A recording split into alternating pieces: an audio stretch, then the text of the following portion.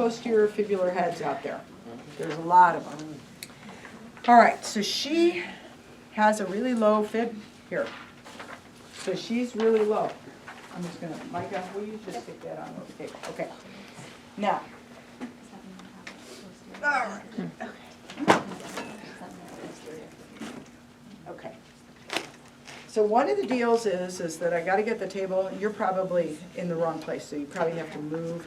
But you probably know how to do this already. So, but come. Okay, I can move still. Okay. Come on. Yeah. Well, you're gonna have to anyway. So. Excuse me. Okay. So she's got a posterior fibular head. Come around this side. Come around this side. Okay. You're fine. You're fine. Okay. So I have to stand back here. All righty. And so one of my deals is that I would tell the client, all right, so we're going to practice 2 moves, but you're going to do them at the same time, okay? But we're going to practice them separately. So I want you to point your foot. Yes, perfect. And relax. And actually, I usually say point your toes away from your nose or something, or towards the wall. Or I make it a clearer one than just point your foot, because you can point your foot up. Yeah, right. It's like, what? So, yeah. So exactly. So no, I don't really say point your foot. I usually say, you know, point your toes towards the wall or something. Okay.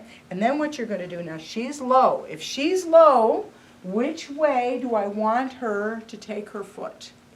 Inversion or eversion? Inversion. Inversion. Great. So now you're going to turn your foot in. Great. So, okay, let's do them together. Point your foot away and turn your foot in at the same time. Turn your foot in. There we go. Okay. So she has now practiced. Okay? Most of the time people plantar flex too hard and override the inversion or the eversion. Okay? So don't help me. This is truly what I say. Do not help me. Don't help me. And so I've got her like this. Okay, so here she is. I am going to dorsiflex and evert. So you're going to go ahead, point your foot, turn it in. Good. 1, 2, 3, 4, let go. She let go before I got there. She got it that She did. She did. I'm going to go further. I'm going to evert further. Go ahead. Point your foot. Turn it in. A little less plantar flexion. Turn your foot in. Yeah, there you go. She's having adjustments in her foot. And let go. Good. I'll just do it twice. Oh, yeah. She's already high. So, or higher. She's in place. So, you're going to do that 3 times. Okay? So, I'm dorsiflexing. So the thing that's happening is I'm always dorsiflexing, they're always plantar flexing. It's just about which one is the position of the fibula, about whether they're inverting or everting. Okay? And I'm doing the opposite. You guys understand that? Mm-hmm. Okay? Any questions? Are you taking the foot into like the resistance at the end? Or in that, like, so you're There's a putting your- resistance while the whole, once she engages, once I put her in the position and she engages, there's a resistance in it.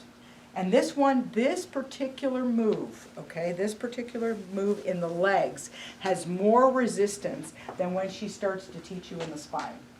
There's less resistance in the spine and in the sacrum. There's more resistance in the feet and the leg stuff. There just is. I'm sorry, I didn't say it well, but like when you're taking her foot into dorsiflexion, eversion, are you going to the first resistance as far as she can go? Before to she end of resists, range? is that what you're asking? Yes. she Before, resists. yeah, yes. like how far are you going? I'm taking her into some good dorsiflexion and good eversion. I take her, you know, what you never want to do is lock them down. So you don't want to take it to so hard to lock. But I'm definitely taking it into a full, you know, eversion and pretty full dorsiflexion. Yeah, the leg is a special case because, trust me, is that it's going to take you a little bit, that when we start doing the spine and that stuff and Shannon starts teaching you that sweet spot that you get to, it's much more subtle than this. This is all pretty like, you know, okay? When you talked about the inhalation of the sacrum, that Yeah. does not apply to this at all.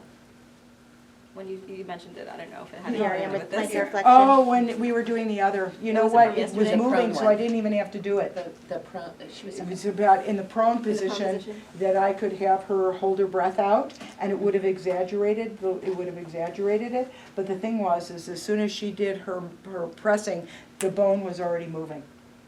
That looks so much better, doesn't it? does. Yeah, they look so much, this doesn't So look if as that didn't up, work, and then she would that flip looks so much over, better. and then she would do that. Is that what- So that was for an anterior tibia at the When distal prone, end. when she was prone, it's because this bone, the tibia, was too anterior. Uh-huh.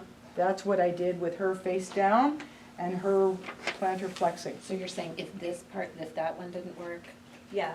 Yeah. You would do Yes. that next. Yeah, I could, Yeah. yeah, absolutely, absolutely. Okay, all right, you guys, you're gonna go and do this, find out which person has